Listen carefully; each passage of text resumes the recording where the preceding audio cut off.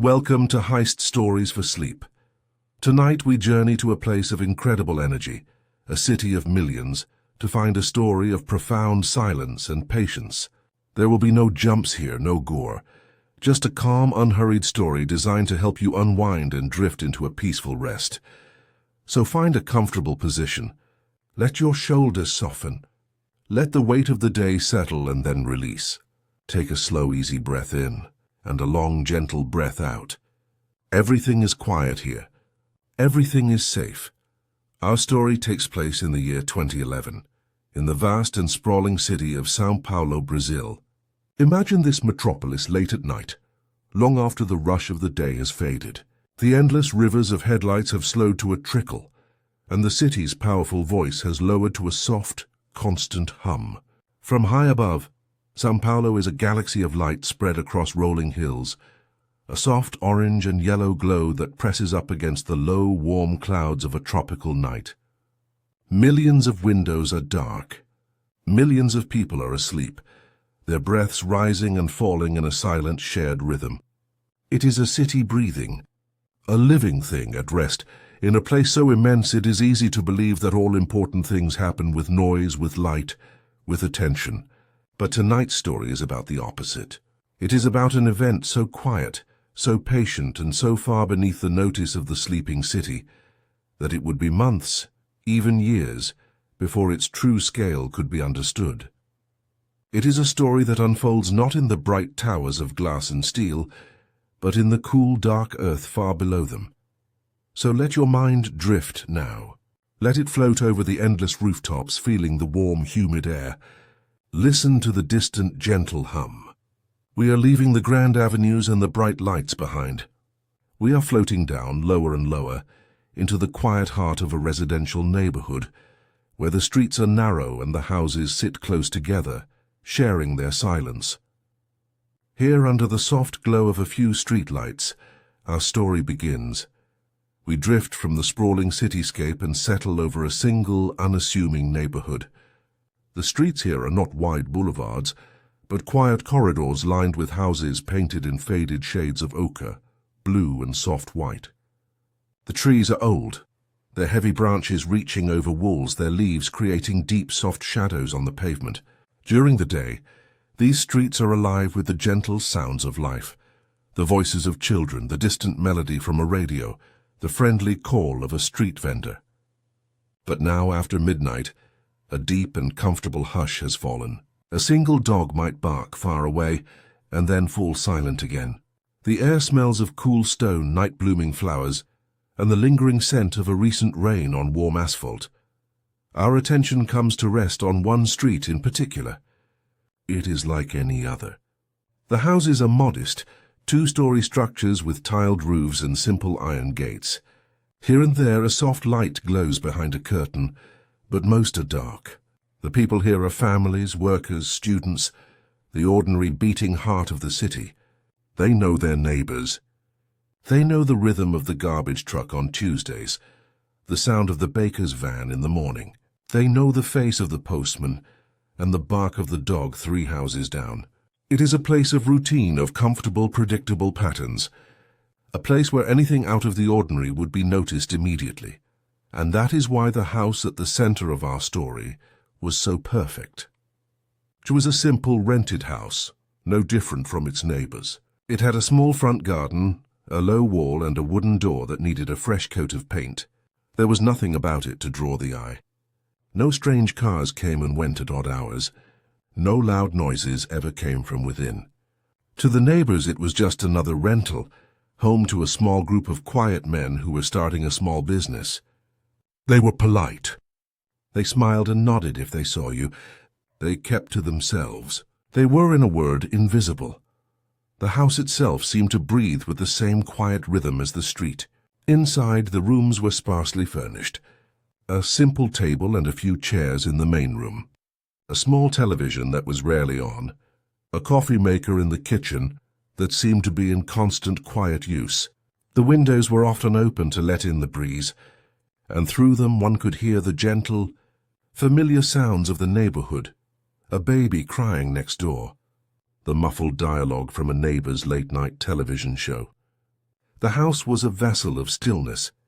It was a place designed for waiting, for blending in so completely that it became part of the scenery, as unremarkable as a crack in the sidewalk or a stray cat sleeping in a patch of moonlight. It was a perfect camouflage, built not of clever materials but of simple, unassuming ordinariness. And inside this quiet house, an extraordinary secret was being patiently nurtured. Far from the eyes and ears of the sleeping world, from the quiet interior of the house, we move into the idea that was being nurtured there. A plan built not on force, but on an almost impossible amount of patience. Inside this unassuming rental, a small group of men lived a life of quiet routine. They rose early. They drank strong, sweet coffee from small cups, the clink of ceramic on the wooden table, one of the few sharp sounds in the house. They read the daily newspapers, not with any urgency, but with the slow, methodical pace of men with time on their hands. They would sometimes sit in the small backyard, where a few neglected plants grew, and simply watch the clouds, their faces calm and unreadable. To any observer, they were unremarkable. They looked like laborers, tradesmen, men who worked with their hands. They were not young. Most were in their middle years, their faces lined with experience, their movements deliberate and sure. They spoke little, and when they did, their voices were low and calm. There was an easy comfort between them, the kind that comes from a shared, unspoken understanding. One man might get up to pour another a cup of coffee without being asked. "More coffee?" One might murmur, holding the pot. "Just a little," the other would reply, nodding slightly. This was the nature of their communication, simple, direct, and quiet. There were no grand speeches, no heated debates. There was only a shared purpose that was so deeply understood, it rarely needed to be spoken of. The house was their sanctuary, a place where the loud, chaotic world of São Paulo could be kept at a distance. Here time itself seemed to slow down. The sun would move across the floorboards, the shadows growing long in the afternoon, and the men would move with it, following a silent, internal clock. Their existence was a study in blending in. They bought their groceries from the local market. They paid their rent on time. They created a life so perfectly ordinary that it deflected all curiosity. The neighbors saw them as quiet, hard-working men. Perhaps they ran a small landscaping business, or maybe they were in construction. Their simple, functional clothing and the calluses on their hands suggested a life of physical work. No one had any reason to think otherwise. The greatest defense they had was the world's assumption that extraordinary plans belong in extraordinary places, carried out by extraordinary people. These men in this house were the opposite of that. They were the quiet background noise of the city, and that was their greatest strength. The house did not hide a secret. The house was the secret, a place so normal it was beyond suspicion. And every day as the city rushed and hummed around them, they sat with their coffee, their newspapers, and their immense patience, waiting for the right moment to begin. The plan was a map made not of ink and paper, but of time and routine. For months the men in the quiet house did nothing but watch. Their observation was a form of meditation, a slow and patient absorption of the world outside their walls. Their target was a branch of the Banco Itaú, a large and busy bank located on a nearby thoroughfare. But their study was not of the bank itself, not of its alarms, its cameras, or its vaults. Instead, they studied its lifeblood, its rhythm, the way it breathed in and out with the city each day. From a safe distance, they learned the patterns. They sat in small cafes, nursing coffees for hours. They stood at bus stops, waiting for buses they never intended to catch. They became part of the street's furniture, unnoticed and unremembered. They learned the precise time the armored car arrived in the morning, and the moment it departed in the evening. They knew the guards not by their names, but by their habits. The one who always looked at his watch, the one who bought a newspaper from the corner stand. They learned the flow of traffic, how it swelled and receded with the workday, how the streetlights painted patterns on the wet pavement after a rainstorm. All of this information was gathered slowly, piece by piece, like raindrops filling a barrel. It was recorded not in complex diagrams, but in simple notebooks with neat handwritten columns. 7:15 a.m. morning truck arrives. 4:30 p.m. street is busiest. The notes were a testament to their patience. They were not trying to find a weakness to exploit. They were trying to understand a system so completely that they could move within it without causing a single ripple. One evening, sitting by the open window of the house, watching the sky darken, one man might have looked over at another who was making notes in a ledger. "The routine holds," he would say, his voice a low murmur. "It will," the other would reply, not looking up from his page. That was the core of their belief, that the world was built on routine, and that routine was a kind of blindness. People see what they expect to see: a quiet house on a quiet street, a bank opening and closing on schedule, the predictable, comforting rhythm of daily life. Their plan was not to break that rhythm, but to slide silently underneath it. The bank sat on a busy street, a fortress of concrete and glass. Any approach from the front, from the world of light and noise, was impossible. This was obvious, so the men turned their attention downward, to the silent, unseen world beneath the city's feet. The idea of a tunnel was not born in a flash of inspiration. It was a slow, logical conclusion, the only answer to a problem they had studied for months. It was a solution that required not cleverness, not force, and not technology, but one simple, abundant resource: time. Their plan was to build a road where no road existed, a secret path through the cool, dark earth, a path that would start in the quiet back room of their ordinary house and end in the silent heart of the vault, a journey of hundreds of feet that would take them months to complete. They were not planning a raid. They were planning a migration. With the map of time and routine fully understood, the quiet physical work could finally begin. The idea of the tunnel had taken root, a seed planted in the fertile ground of their patient observation. It was an idea of immense audacity, yet its execution would be defined by quiet humility. It was a commitment to slowness, to a task that would measure progress not in hours or days, but in inches and feet, over many, many months. In the simple room at the back of the house, the preparations were made. The windows were covered, not with heavy boards, but with thick, dark curtains that would swallow the light and muffle any sound. The work would be done almost entirely at night, when the neighborhood was asleep, and the city's hum provided a soft blanket of ambient noise. The plan was to move with the rhythms of the night, to become just another one of its quiet, unseen processes. The men understood that their greatest enemy was not the bank's security, but the earth itself and the attention of their neighbors. Every handful of soil they removed had to be stored, hidden, and then disposed of without raising suspicion. Every sound had to be absorbed. Every movement had to be deliberate. This was not a job for brute force. It was a task for careful, methodical craftsmen. Sleepy notes. The exact timeline for the planning and the digging is a subject of some debate among journalists and official reports. While the most common estimate is that the entire operation took around 3 months, some sources suggest that quiet observation and careful preparation may have been going on for much longer, perhaps close to a year. This level of patience is what makes the story so remarkable. The men gathered their tools. They were simple tools, the kind you would find in any small construction site: shovels, picks, buckets. There was nothing specialized, nothing that would suggest a grander purpose. The genius of their plan was in its simplicity, in its reliance on manual labor and steadfast determination.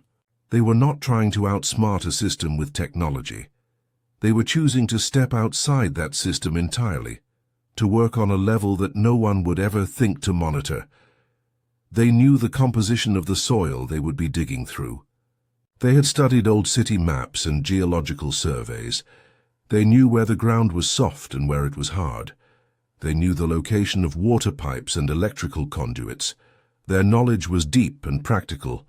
They were not gamblers taking a wild chance. They were engineers undertaking a complex slow-motion construction project. The tunnel would not be a rough hole in the ground. It would be a carefully constructed passageway, reinforced with wood and equipped with its own light and air, a secret artery running through the body of the earth. The decision to begin was not marked by any ceremony. There was just a quiet nod between the men one evening, an unspoken agreement that the time for watching was over, and the time for working had arrived. The air in the house grew still, charged with a calm, focused energy. The long, slow exhale of their planning phase was over. Now it was time to take a deep, steady breath in and begin the journey downward. The first shovelful of earth marked the true beginning. The approach was a descent into a different world, a world without sun, without clocks, without the familiar sounds of the city. It began in the back room, under the light of a single bare bulb hanging from the ceiling. The floorboards had been carefully removed, revealing the dark soil beneath the house's foundation.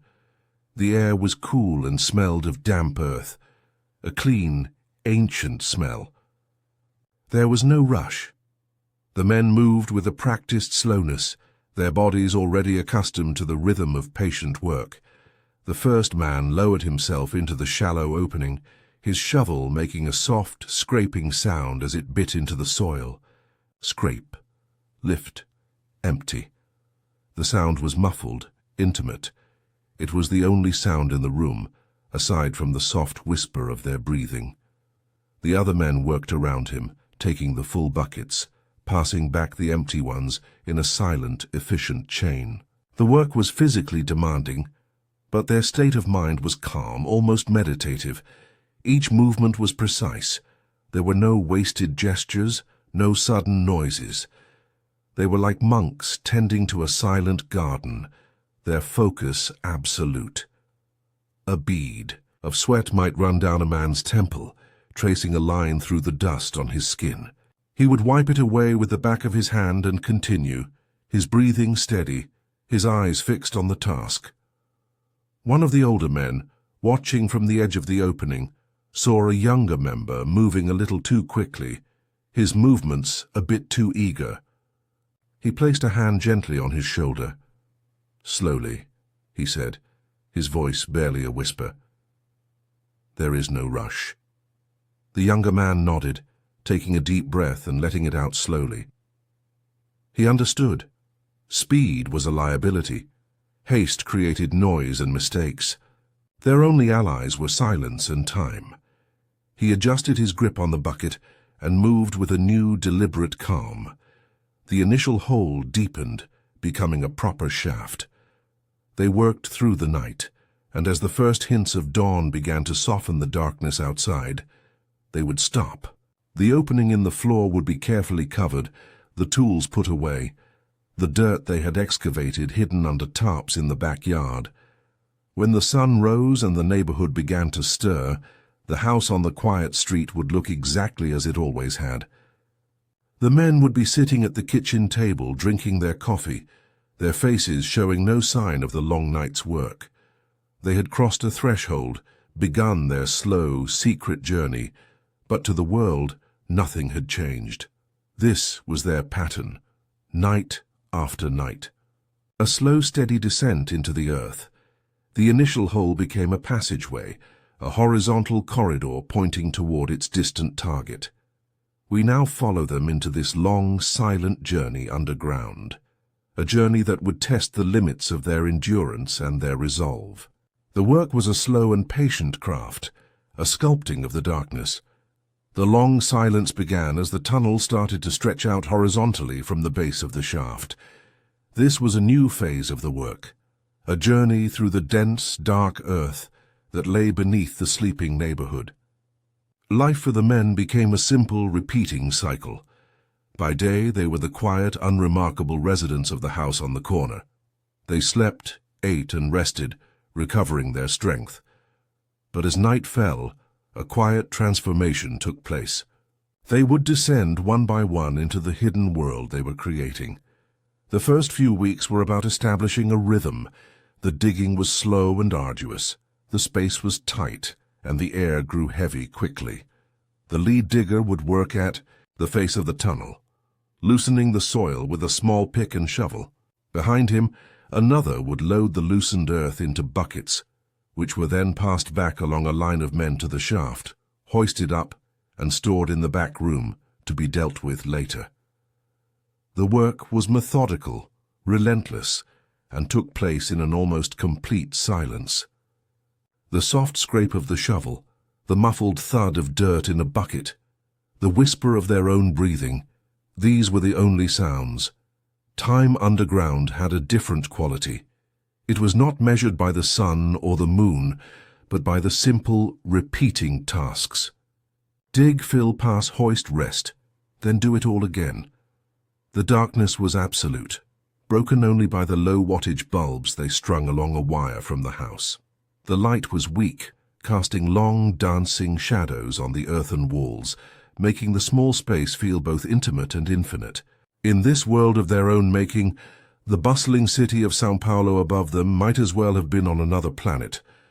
They could sometimes feel the faint, deep rumble of a heavy truck passing on a distant street, a ghostly vibration that traveled through the soil, a reminder of the world they had left behind. Their communication was minimal, often just a hand gesture or a nod. The shared understanding between them had deepened in the close, silent confines of the tunnel. A look was enough to communicate the need for a new tool or for a moment's rest. "All quiet?" one might whisper to another as they passed a bucket. "All quiet," would be the whispered reply. It was more than a question about noise. It was a check-in, a quiet reassurance that their secret world remained sealed, that their patient progress continued undisturbed. The process of removing the excavated earth was a challenge in itself. During the night, the back room of the house would slowly fill with bags of soil. Then, in the small hours of the morning, they would use a small nondescript van to drive the bags out of the city, disposing of them in small, scattered amounts where they would not be noticed. It was another slow, painstaking process, another piece of the puzzle that required absolute care and discretion. The men worked in shifts, their bodies aching, their hands raw. But there was a quiet determination in their eyes. They were not just digging a tunnel. They were building a road to a new life. Each foot of progress was a silent victory, a testament to their shared will. And so, night after night, they moved slowly forward through the darkness, a small, dedicated team, inching their way through the deep, silent earth, held together by a shared dream and the profound, unbreakable quiet of their work. As the weeks turned into months, the rough tunnel transformed into a remarkable feat of underground engineering, a corridor of wood and wire. It was no longer just a hole in the ground. It had become a place, a structure, a world unto itself.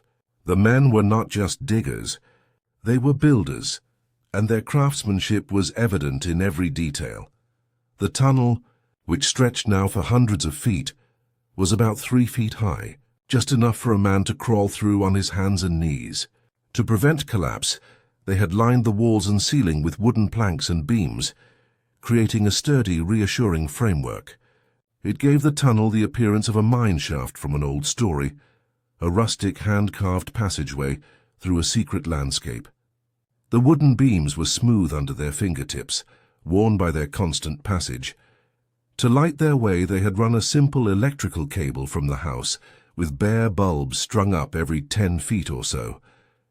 The light they cast was a soft yellow glow, just enough to see by. It created pools of light and deep pockets of shadow, making the long journey through the tunnel a slow rhythmic passage from light to darkness and back to light again.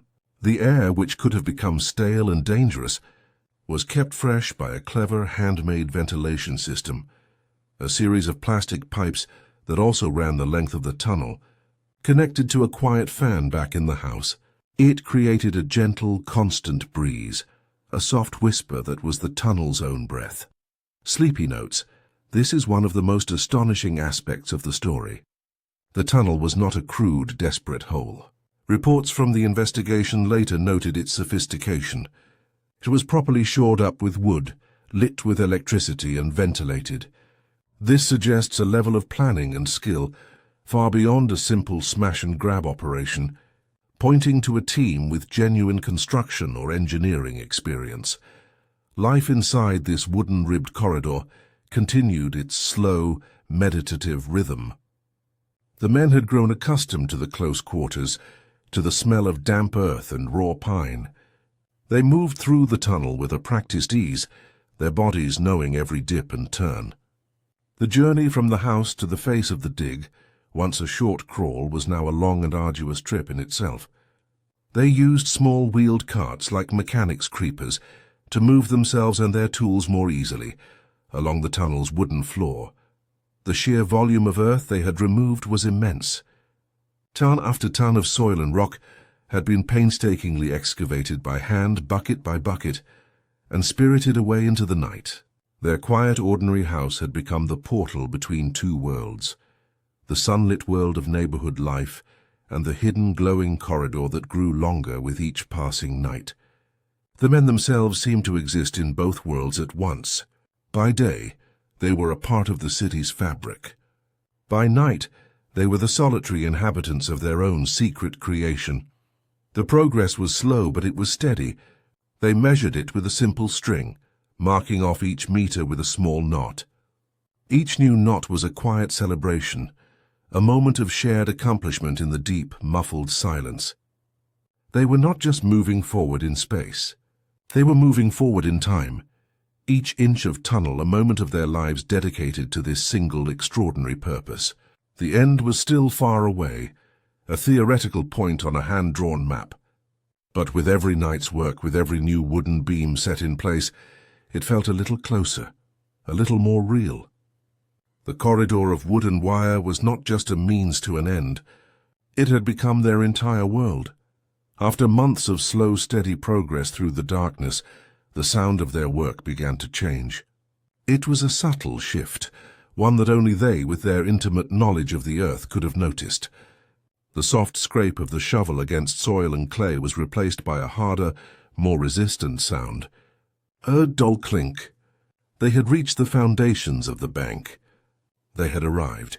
This was not a moment of loud celebration. There was no triumphant cry. Instead, a deep, resonant silence fell over the crew at the tunnel's face. The lead digger gently tapped the hard surface with his tool one more time. Clink, clink. The sound was final. It was the sound of a journey's end. He looked back down the long, dimly lit corridor, toward the distant pinprick of light that was the entrance shaft, and a quiet, knowing look passed between him and the next man in line. "We are here," he whispered, the two words seeming to echo in the profound quiet. "Here," the other man confirmed, his voice filled with a weary calm. They had reached the thick, reinforced concrete floor of the bank's vault. This was the final barrier. But again, their approach was not one of force. They did not have powerful drills or explosives. Their only tools were patience and persistence. They knew from their research that this final stage would be the most delicate. The vault was equipped with sensors to detect vibrations and noise. Any loud or sudden activity could give them away, ending their months of work in a single careless moment. So they began a new kind of work, a slow, careful process of mapping the concrete floor from below. They spent nights just listening, feeling for the quiet hum of the building's electricity, for any sign of the sensitive alarms they knew were in place. They had to understand the vault's own quiet life before they could attempt to enter it. Their work became even slower, even more precise. They would work for a few minutes, then stop and listen for long periods, their ears pressed against the cold, hard surface. The tunnel, which had been a place of constant, quiet labor, now became a chamber of waiting. The men's focus was absolute. The outside world had faded away completely. Their entire existence was now this small, dark space at the end of their long tunnel, this final, unyielding wall between them and their goal. They were so close, but they knew that these last few feet would require more patience than all the hundreds of feet that had come before. They had to be as quiet as the earth itself, as silent as the secrets the vault was designed to keep. The air in the tunnel felt different now, charged with a new kind of stillness, a feeling of immense potential held in perfect balance. They had built their road, they had traveled its entire length, and now they stood at the gate, not with a battering ram but with a feather ready to find the lock. The final stage would be a masterpiece of quiet. Careful work, a conversation with the concrete and steel, conducted in whispers. The final night of work arrived with the same quiet deliberation as all the others. There was no special tension in the air, only the same calm focus that had guided them for months. Below the vault, in the small chamber at the end of their tunnel, they made their final preparations. The careful, patient work of the preceding days had paid off. A small, precise section of the thick concrete floor had been slowly, painstakingly worn away, creating an opening just large enough for one person to pass through. It was a perfect circle, cut with the precision of surgeons. The entry was not dramatic. There was no sudden breach. One of the slimmest men was chosen to go first. He was pushed up through the opening, his movements fluid and silent. He emerged not into a brightly lit room filled with alarms, but into a place of deep, cold silence. He had entered the vault. He lay still on the cool steel floor for a long moment, listening. There was nothing, only the faint, almost imperceptible hum of the building's climate control. He gave a soft, prearranged signal, a gentle tap on the floor, and the rest of the crew knew it was safe. One by one they entered the vault, moving with the quiet reverence of visitors in a library. The space was large, cold, and smelled of metal and paper. Neatly stacked on shelves and pallets were hundreds of containers filled with currency.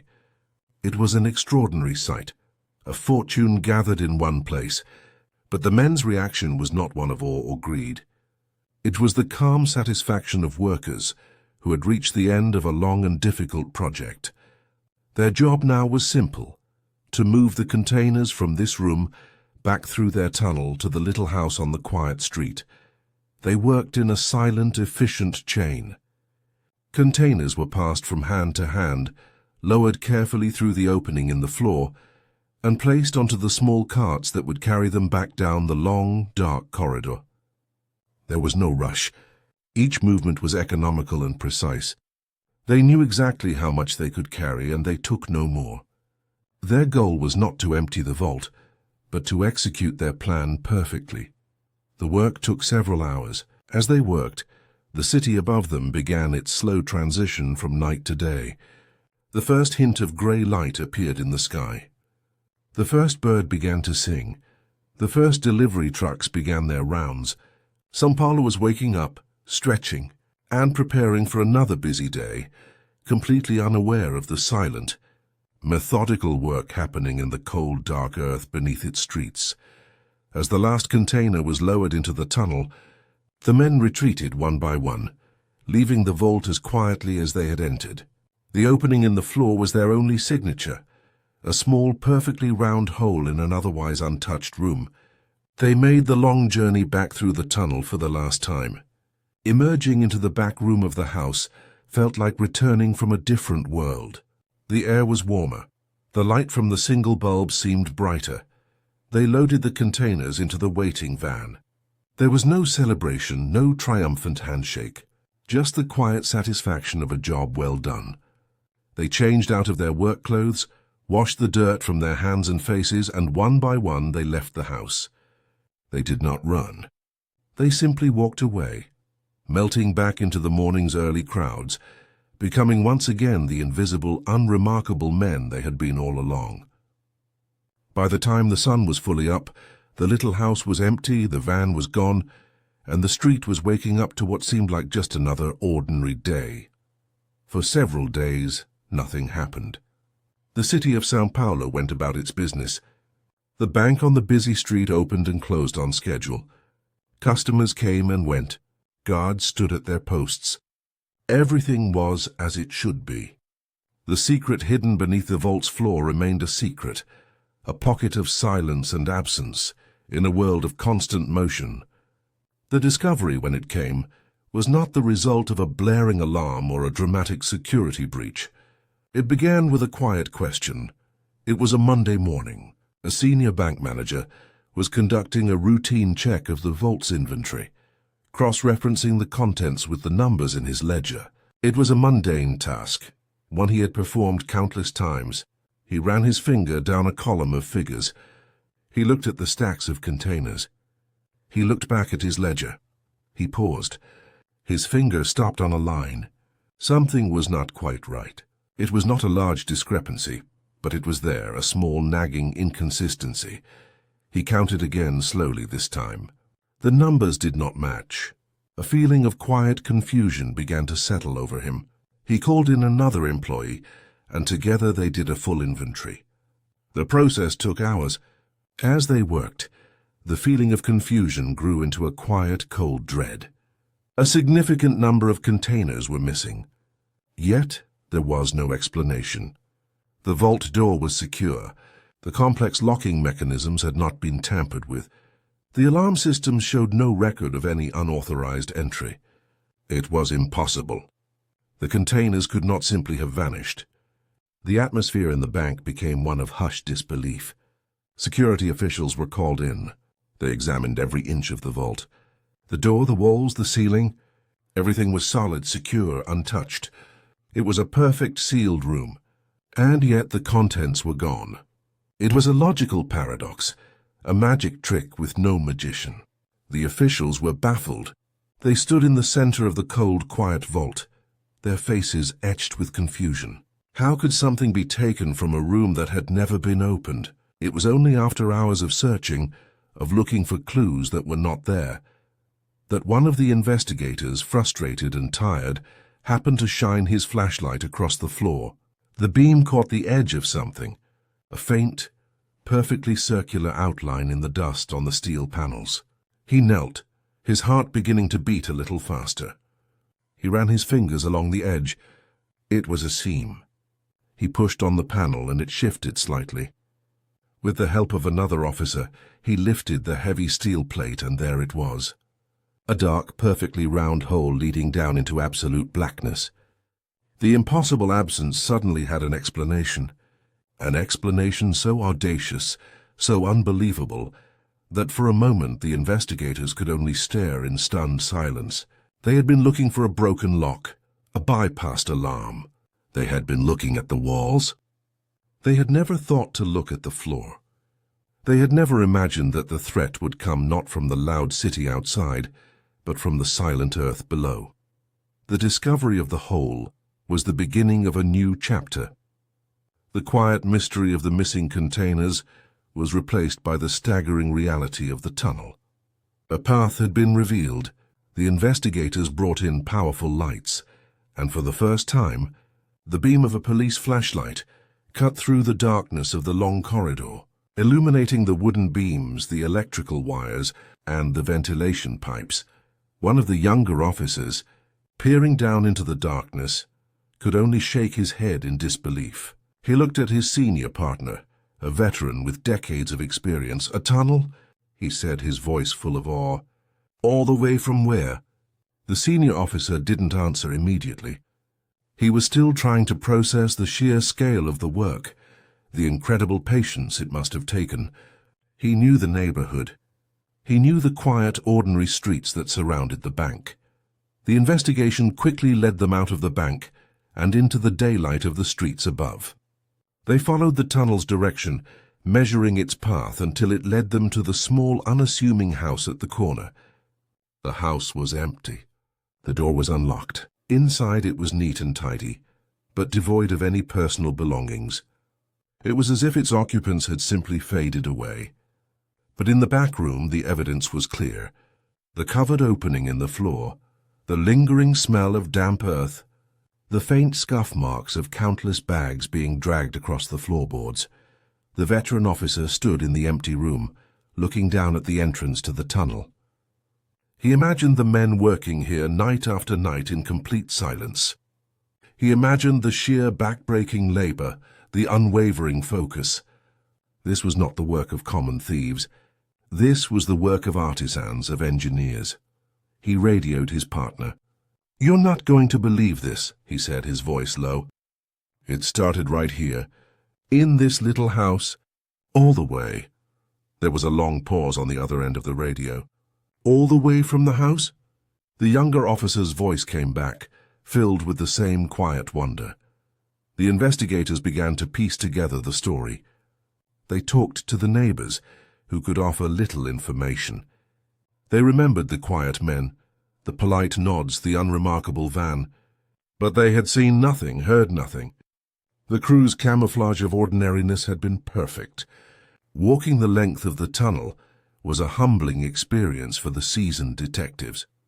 They crawled through the perfectly constructed corridor, their flashlights illuminating the careful woodwork, the neatly strung wires. It was like exploring an archaeological find, a monument to human determination. They felt a strange, grudging respect for the people who had built it. They had not defeated a system with violence or technology. They had simply sidestepped it, creating their own quiet, invisible path through a world that never knew they were there. The puzzle was solved, but the artists were gone. The story of the tunnel became the legend of the tunnel almost overnight.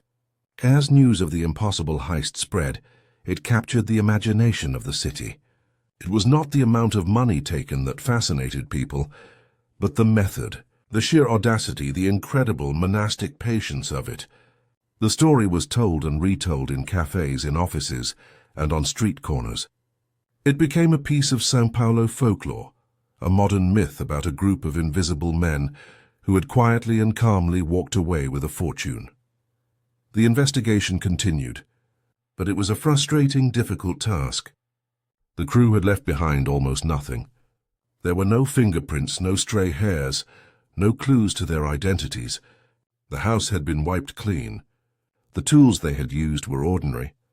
The men themselves had been ghosts, leaving only the faintest impression on the memories of their neighbors. They were the quiet men, the men with the coffee. They had no names, no faces. In the weeks that followed, people would walk past the little house, pointing it out to their friends. "That's the one," they would say in hushed tones. "That's where it all started." A young couple, walking their dog late one night, might have paused across the street, looking at the darkened windows. "Do you think they ever—" the woman might begin, her voice trailing off. "No one knows," the man would reply softly. "That's the point, isn't it?" And that was the point. The story was powerful because it was incomplete. It was a mystery with a beautiful handcrafted clue, the tunnel itself, but no solution. The empty space in the vault was mirrored by the empty space in the story. Who were these men? Where did they come from? And where did they go with their incredible fortune and their even more incredible secret? The heist was a quiet rebellion against the loud, fast-paced world. It was a testament to the power of slowness, of silence. The men hadn't broken the rules. They had simply dug under them. The tunnel itself became a brief, strange tourist attraction before the authorities, for safety reasons, filled it with concrete. It was sealed, its secrets buried once more, this time forever. The empty vault was refilled. The bank continued its business. The city of São Paulo moved on, as big cities always do. But the story remained, a quiet whisper in the collective memory. It was a reminder that beneath the surface of the ordinary world, of the routines and the assumptions of daily life, extraordinary things can happen.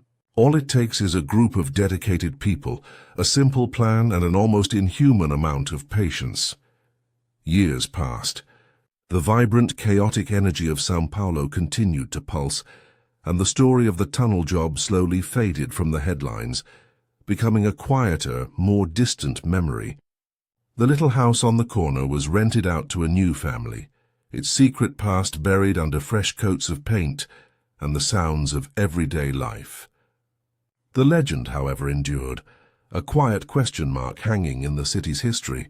What became of the patient men and the fortune they had carried away?